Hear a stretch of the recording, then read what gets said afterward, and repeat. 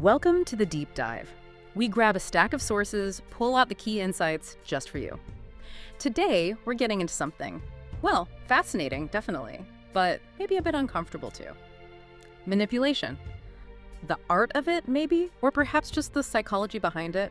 Our main source today, excerpts from R.B. Sparkman's book, The Art of Manipulation. It's quite something. So our mission here is pretty clear. We want to unpack what Sparkman really means by manipulation, figure out how to spot the tactics, because they can be subtle, understand the ethics, which are complicated, and crucially give you the tools, the knowledge to protect yourself, to avoid being controlled. Yeah, what's really valuable about Sparkman, I think, is his balanced take. It's not just, here are the bad guys. He holds up a mirror, really. Yeah. Helps you see these strategies in others, sure, but also helps you understand your own interactions much, much better. Prepare for a few aha moments, I suspect. Okay, let's unpack this then. Manipulation. It's such a loaded word, isn't it? We use it all the time. But what does Sparkman say it really is, underneath the surface? Well, at its core, he defines manipulation as psychologically influencing someone, getting them to act a certain way, but crucially, without their conscious awareness. It's subtle, often visible, like you said, and it's everywhere. The book gives examples, it could be a dictator's big tool, or maybe just a salesman's technique, or even those emotional games that happen in relationships sometimes. It's about pulling strings nobody sees. That range from dictators to relationships, wow, it really shows how pervasive it is. And Sparkman has this really striking quote, you mentioned it, "The best manipulators are invisible." That's unsettling. What does that mean for us, for you, listening? How do you spot something invisible? Well, it implies that really effective manipulation, it doesn't feel like pressure. It doesn't scream, "I'm manipulating you." Often it actually feels like it was your idea all along. Or maybe the only sensible choice. Or maybe you think you're just doing someone a favor. So yeah, you have to look beneath the surface, which is hard, especially when you're caught up in it, because it often feels completely natural. The real danger is how hidden it is. Right, because if it feels normal, your guard is down. So, given this invisibility factor Sparkman talks about, how do we start to, see it? How do we spot the signs? What does he tell us to look out for? Sparkman points to a few common traits, kind of like red flags. First up is guilt, or what he calls emotional blackmail. Basically, making you feel bad to get what they want. It's really insidious because it taps into our basic need for connection, It twists things like love or loyalty or even just basic politeness and turns them into a weapon. Suddenly you feel responsible for their happiness or their needs, and you lose your own sense of what you want, often without even realizing it's happening. That line, "If you really loved me, you'd do this," that feels pretty classic, yeah. And maybe easier to spot when it's that blunt. But you said it's often more subtle, so how do we tell the difference between someone genuinely sharing feelings and someone using guilt? That's where being aware comes in. A genuine appeal usually leads to understanding, maybe compromise, choice. But a guilt trip, it's aimed at forcing you, making you feel like you're wrong if you don't comply, if you consider your own needs. And beyond guilt, Sparkman also highlights gaslighting. That's a really nasty one. Yeah. Makes you doubt your own memory, your experiences, even your sanity. Yeah, that's terrifying. It is. Then there's overconfidence. The manipulator acts superior, puffs themselves up to make you feel small or less intelligent, so you're less likely to question them, more likely to just go along. Makes sense. Intimidation through ego. Exactly. And finally, he mentions sudden silence, just cutting off contact, creating distance without any explanation. It makes you worry, makes you anxious, maybe makes you scramble to get back in their good graces. You become desperate for their approval again. Okay, so those are the signs, the traits maybe, of someone being manipulative. But how do they actually do it? What are the specific techniques Sparkman breaks down?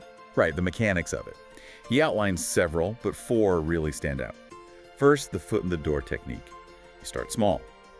Ask for a tiny favor, something easy to say yes to. Then, once they've agreed, you ask for the bigger thing you really wanted. The slippery slope. Pretty much.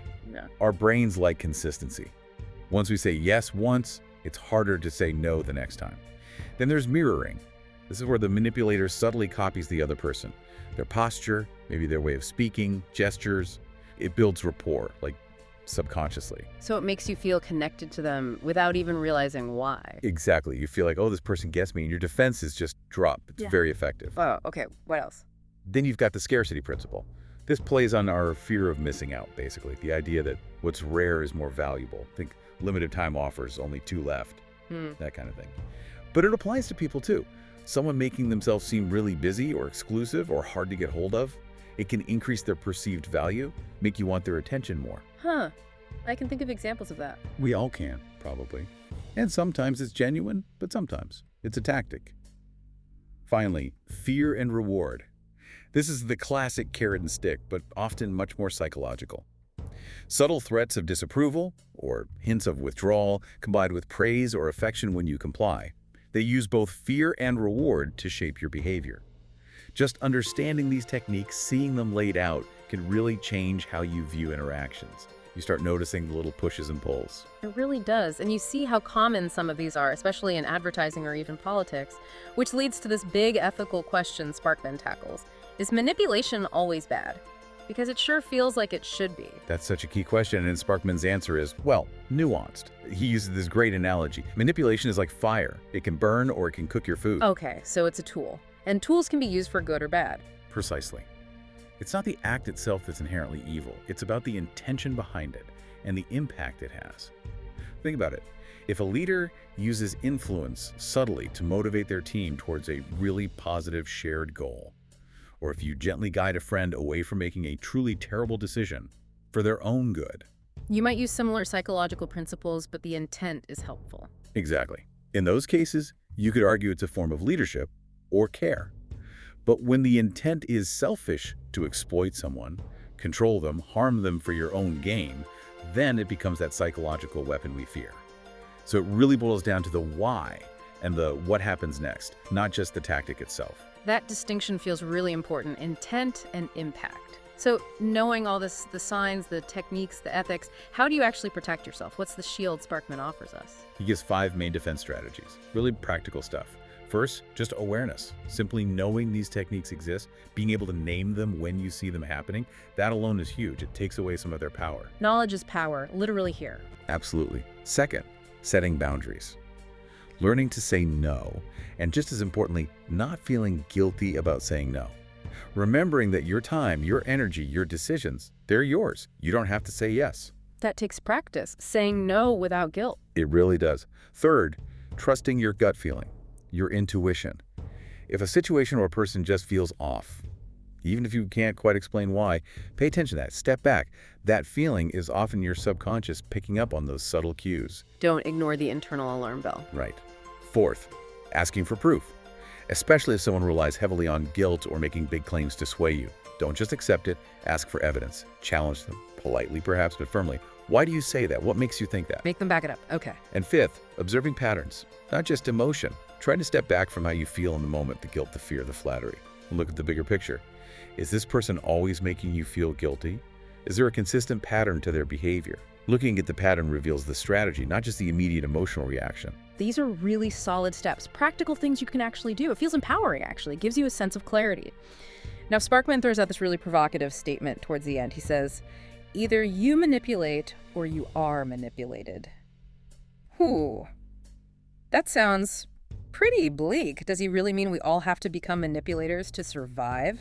Unpack that for us.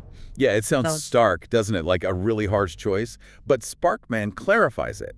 He's not actually saying go out and manipulate everyone. What he seems to be suggesting is an alternative. You don't have to be the puppet or the puppet master in the negative sense. He argues you can choose to be smart. Smart, ow. Smart by understanding how influence works, all these techniques we've discussed, but then choosing to influence others differently through things like empathy and honesty and clear communication, not through deception or control. So it's less about becoming a manipulator, more about understanding the game so you can choose not to play it that way. It's about choosing your kind of influence. Ah, okay. So it's understand the dark side to consciously choose the light, essentially. Influence through integrity, not control. That's a good way to put it. It leaves you with a big question, really. What kind of influence do you want to have? How do you want to interact with people? Knowing this. That really reframes it. It's a powerful distinction. Okay, so let's pull this all together. What are the absolute core takeaways from this deep dive into Sparkman's ideas? I think there are 4 main things to really hold on to. First, pretty much everyone uses influence sometimes. The real difference is intent. Is it for mutual good, or is it just selfish? Second, emotional control is the most powerful weapon. If someone can consistently trigger your guilt or your fear or your anger, they have a massive amount of control over you. Recognizing that is key. Protect your emotional core. Exactly. Third, Real safety, real protection comes from inside. Building your own internal strength, your self-awareness, your boundaries. That makes you less easily swayed. And fourth, the goal here isn't to learn these tricks to use them. It's to understand them so you can recognize them, avoid being a victim, and basically live your life with more clarity and autonomy. So this deep dive into the art of manipulation, it's definitely not a how-to guide. It's much more of a warning, isn't it? A manual for psychological self-defense. Precisely. It really hammers home how important it is to be aware, stay emotionally grounded, and just be psychologically smart, I guess, in the world today. And maybe we can leave you with this final thought from Sparkman to chew on. He who understands himself is the least manipulated.